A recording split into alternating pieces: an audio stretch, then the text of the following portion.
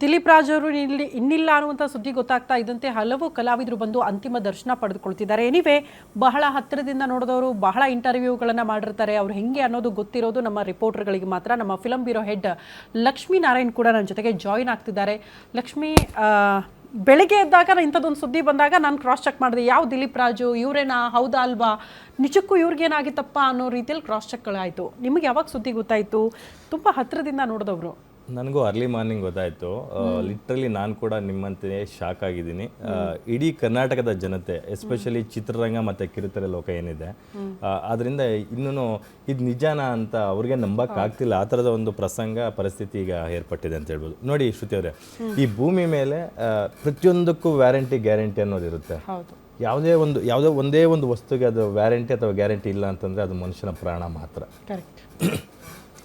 ದಿಲೀಪ್ ರಾಜ್ ಅವರು ಕಳೆದ ವರ್ಷ ಜನವರಿ 10ನೇ ತಾರೀಕು 2025 ಜನವರಿ 10ನೇ ತಾರೀಕು ನಿಮ್ಮ ವಸ್ತುಗಳಿಗೆ ನೀವೇ ಜವಾಬ್ದಾರರು ಅಂತಕ್ಕಂಥ ಒಂದು ಸಿನಿಮಾದಲ್ಲಿ ಹೀರೋ ಆಗಿ ಮಾಡಿದ್ರು. ಈಗ ಅವ್ರ ಪ್ರಾಣಕ್ಕೆ ಯಾರು ಜವಾಬ್ದಾರರು ನೋಡಿ, ಇವಾಗೆಲ್ಲ ನೆನಪಾಗ್ತಾ ಹೋಗುತ್ತೆ. ಈ ಥರದೊಂದು ನೋಡಿದಾಗ ಅದೆಲ್ಲ ಮಾತಾಡ್ಲಿ ಅಂತ ಆ ರೀತಿ ಪಾತ್ರಗಳಲ್ಲಿ ಕಾಣಿಸ್ಕೊಂಡ್ಬಿಟ್ರ ಅಂತ ಸಿನಿಮಾಗಳನ್ನ ನಿಜವಾಗ್ಲೂ ಅಚ್ಚರಿ ತರಿಸುವಂತ ವಿಚಾರಗಳು. ಈಗ ರಾತ್ರಿ ಅವರು ಫಿಟ್ನೆಸ್ ಫ್ರೀಕು ಸಿಕ್ಕಾಬಟ್ಟೆ, ಅಷ್ಟು ಗಟ್ಟುಮುಟ್ಟಾಗಿದ್ದಂಥವ್ರು, ಮ್ಯಾಚೋ ಮ್ಯಾನ್ ಅಂತಂದೇ ಕರಿಬೋದು ಸೀರಿಯಲ್ ಲೋಕದಲ್ಲಿ. ಅಂದರೆ ಕಲಾವಿದರು ಅಂತಂದಮೇಲೆ ದೈಹಿಕ ಸೌಂದರ್ಯ ತುಂಬ ಇಂಪಾರ್ಟೆಂಟ್ ಆಗುತ್ತೆ. ಅವ್ರು ಎಷ್ಟು ಬ್ಯೂಟಿಫುಲ್ ಆಗಿ ಕಾಣಿಸ್ತಾ ಇದ್ರು ಅಂತಂದರೆ ಈಗಲೂ ಕೂಡ ಮದುವೆ ಗಂಡ ಥರ ಕಾಣಿಸ್ತಾ ಇದ್ರು. ಲಿಟ್ರಲಿ ಇಬ್ಬರು ಹೆಣ್ಮಕ್ಳಿದ್ದಾರೆ, ವೈಫ್ ಇದ್ದಾರೆ, ಸಾಕಷ್ಟು ಜನರಿಗೆ ಕಿರುತೆರೆ ಲೋಕದಲ್ಲಿ ದಾರಿದೀಪವಾಗಿದ್ದಾರೆ, ಅವಕಾಶಗಳು ಕೊಟ್ಟು ಅವರು ಈಗ ಸಿನಿಮಾ ರಂಗಕ್ಕೆ ಬಂದು ದೊಡ್ಡ ನಟಿಯರಾಗಿ ಬೆಳೀತಾ ಇದ್ದಾರೆ, ನಟರಾಗಿ ಬೆಳೀತಾ ಇದ್ದಾರೆ. ಆ ಥರದ ಒಬ್ಬ ಕಲಾವಿದ ದಿಢೀರ್ ಅಂತ ರಾತ್ರಿ ಮಲಗಿದವರು ಬೆಳಗ್ಗೆ ಎದ್ದ ತಕ್ಷಣ ಇಲ್ಲ ಅಂತಂದರೆ ಅದನ್ನು ಡೈಜೆಸ್ಟ್ ಮಾಡ್ಕೊಳ್ಳೋದು ಹೇಗೆ ಅಂತ. ತಾವು ಕಂಡಂತೆ ಅವ್ರಿಗೇನು ಆರೋಗ್ಯ ಸಮಸ್ಯೆ ಅಥವಾ ಏನಾದರೂ ಹೇಳ್ಕೊಳ್ತಾ ಇದ್ರೆ? Is perfectly all right. ಯಾಕಂತಂದರೆ ಅವ್ರು ನೋಡಿದ್ರೆ ಗೊತ್ತಾಗುತ್ತೆ ಒಬ್ಬ ಮನುಷ್ಯ ಮಾನಸಿಕವಾಗಿ ದೈಹಿಕವಾಗಿ ಆರೋಗ್ಯವಾಗಿದ್ರೆ ಮಾತ್ರ ಫಿಟ್ ಆಗಿರೋದಕ್ಕೆ ಸಾಧ್ಯ. ಅವ್ರು ಯಾವಾಗಲೂ ಲವಲವಿಕೆಯಿಂದ ಇರ್ತಾ ಇದ್ರು. ಸೆಟ್ಟಲ್ಲಿ ತಂತ್ರಜ್ಞರನ್ನ, ಕಲಾವಿದರನ್ನ ಮಾತಾಡಿಸುವಂಥ ಪರಿ ನೋಡಿದ್ರೆ ಗೊತ್ತಾಗುತ್ತೆ. ತುಂಬ ಆಕ್ಟಿವ್ ಆಗಿದ್ದಂತಹ ಕಲಾವಿದ.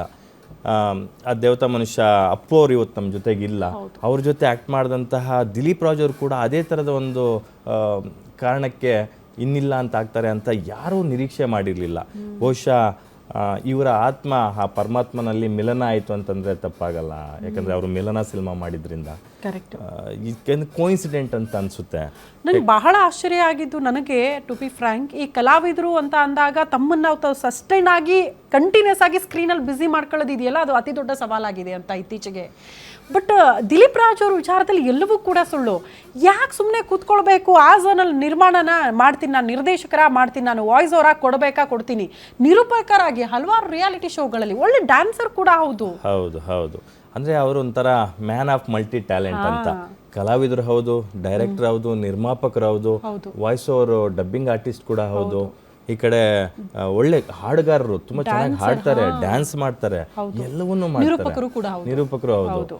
ಸೊ ಹಾಗಾಗಿ ಸಾಕಷ್ಟು ಚಿತ್ರರಂಗ ಮತ್ತು ಬಣ್ಣದ ಲೋಕದಲ್ಲಿ ಬೇರೆ ಬೇರೆ ಆಯಾಮಗಳಲ್ಲಿ ತಮ್ಮನ್ನು ಗುರುತಿಸ್ಕೊಂಡಿದ್ದಂಥವ್ರು, ಸಾಕಷ್ಟು ಜನಕ್ಕೆ ಇನ್ಸ್ಪಿರೇಷನ್ ಆಗಿರ್ತಕ್ಕಂಥವ್ರು, ರೋಲ್ ಮಾಡೆಲ್ ಆಗಿದ್ದಂಥವ್ರು ಈಗ ಸಡನ್ನಾಗಿ ಇಲ್ಲ ಅಂತಕ್ಕಂಥದ್ದು ನಿಜವಾಗ್ಲೂ ಡೈಜೆಸ್ಟ್ ಮಾಡ್ಕೊಳ್ಳೋಕ್ಕೆ ಇದಾಗುತ್ತೆ.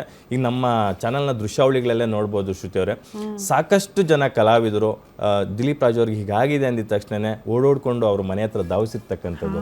ಯಾಕಂತಂದರೆ ಬೆಳಗಿನ ಜಾವನೇ ಆಲ್ಮೋಸ್ಟ್ ಎಲ್ಲರಿಗೂ ಗೊತ್ತಾಗಿರೋದು. ಬೆಳಗ್ಗೆ 10 ಗಂಟೆ ಅಷ್ಟರಲ್ಲಿ ಅಲ್ಲಿ ಸುಮಾರು ಒಂದು 150-200 ಜನ ಕಲಾವಿದರು, ತಂತ್ರಜ್ಞರು ಸೇರಿದ್ದಾರೆ. ಬಹಳ ಬೇಸರ ಅನ್ನಿಸ್ತಾ ಇರೋದು, ಪ್ರೇಮ್ ಅವ್ರು ಮಾತಾಡ್ತಾ ಇದ್ರು, ನೆನಪಿರ್ಲಿ ಪ್ರೇಮ್ ಅವರು 25 ವರ್ಷ ಸ್ನೇಹ, ಇತ್ತೀಚೆಗೆ ಮನೆ ಕಟ್ಟಿದ್ರಂತೆ. ಐ ಥಿಂಕ್ ಇದೇ ಮನೆ ಅಂತ ಅನ್ಕೊಳ್ತೀನಿ. ನಂದು ತುಂಬಾ ಶ್ರಮ, ಇಷ್ಟು ವರ್ಷಗಳ ಶ್ರಮ ನೋಡು, ನನ್ನ ನನಸಾಯ್ತು ಅಂತ ಬಹಳ ಹೆಮ್ಮೆಯಿಂದ ಹೇಳ್ಕೊಂಡು. ಎಕ್ಸಾಕ್ಟ್ಲಿ. ಯಾಕಂತಂದ್ರೆ ದಿಲೀಪ್ ರಾಜ್ ಅವರು ಒಂದು 2.5-3 ದಶಕಗಳಿಂದ ಬಣ್ಣದ ಲೋಕದಲ್ಲಿ ಗುರುತಿಸ್ಕೊಂಡ್ರು ಕೂಡ ಕಲಾವಿದರಂದ್ರೆ ತುಂಬಾ ಚೆನ್ನಾಗಿರ್ತಾರೆ, ಕಲರ್ಫುಲ್ ಆಗಿರುತ್ತೆ ಅವ್ರ ಲೈಫ್ ಅನ್ಕೊಂತಾರೆ.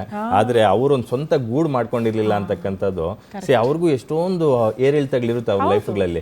ಈಗ ಒಂದು ಸ್ವಂತ ಮನೆ ಕಟ್ಕೊಂಡಿದ್ದ, ಅದಕ್ಕೆ ಮೂವ್ ಆಗಿ ಇನ್ನೇನು ಖುಷಿಯಿಂದ ಲೈಫ್ ಲೀಡ್ ಮಾಡಬೇಕು ಅನ್ನೋ ಟೈಮಲ್ಲಿ ಈ ಥರ ಆಗ್ಬಿಡುತ್ತೆ ಅಂತಂದರೆ ನಿಜವಾಗ್ಲೂ ದೇವ್ರನ್ನು ಕೂಡ ಮೆಚ್ಚಕ್ಕಾಗಲ್ಲ. ಆ ಕನಸಿನ ಮನೆಯಲ್ಲಿ ನನಸಾಗಿರುವ ಖುಷಿಯಲ್ಲಿ ಇನ್ನಷ್ಟು ವರ್ಷಗಳ ಕಾಲ ಬಾಳಿ ಬದುಕಬೇಕಾದಂತಹ ಒಬ್ಬ ಕಲಾವಿದ ದಿಲೀಪ್ ರಾಜ್ ಅವರು ಇನ್ನಿಲ್ಲ. ಅದೇ ಮನೆಯಲ್ಲಿ ಪಾರ್ಥಿವ ಶರೀರ ಅಂತಿಮ ದರ್ಶನ ಪಡೆದುಕೊಳ್ತಿದ್ದಾರೆ. ಇದಕ್ಕಿಂತ ವಿಪರ್ಯಾಸದ ಸಂಗತಿ ಮತ್ತೊಂದು ಇದೆಯಾ ಅನ್ನುವಂತಹ ಪ್ರಶ್ನೆ ಇದೆ. ಮತ್ತಷ್ಟು ಡೀಟೇಲ್ಸ್ ಅನ್ನ ಕೊಡ್ತಾ ಹೋಗ್ತೀವಿ ಚಿಕ್ಕದೊಂದು ವಿರಾಮದ ಬಳಿಕ.